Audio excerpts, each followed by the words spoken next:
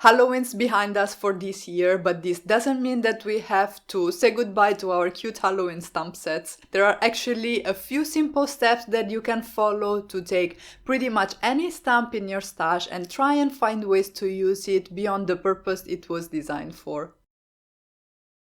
The first step is to take your stamp set, give a good look at it, and find versatile elements in your images. For today's example, we're going to focus on the MEOWY Halloween stamp set by Studio Katia, and this adorable kitten is wearing a witch hat. But is it really a witch hat? I guess if we colored it differently, it could be a birthday hat or a Christmas hat. So for my Christmas card today, I decided to choose a color which is typical of Christmas, which is red, and I used that to color the hat of the kitten.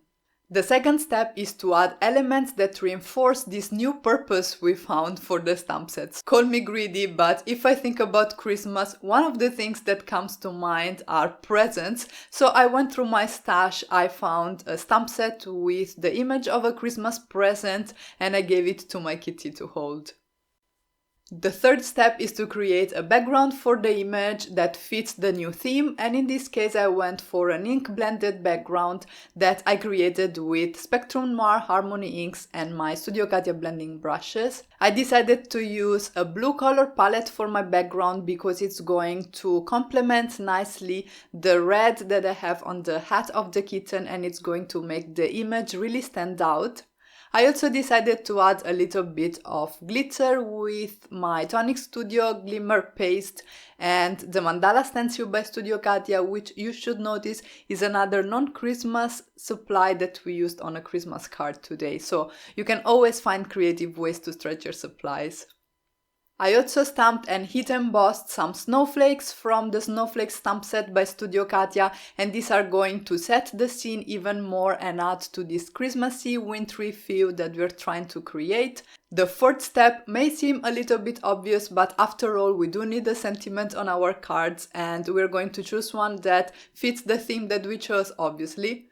For my card here I chose Happy Christmas, which I heat embossed with silver embossing powder like I did for the snowflakes, so that there is a little bit of a link between the elements on my card. And if you want, you can also add even more of a festive touch to the card with some white gel pen details and stickles, which are a glitter glue.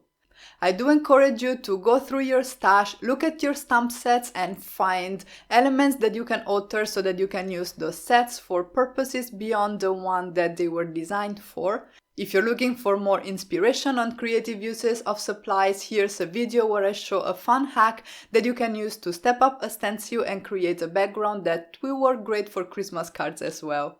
As always, thank you all so much for stopping by and have a great day.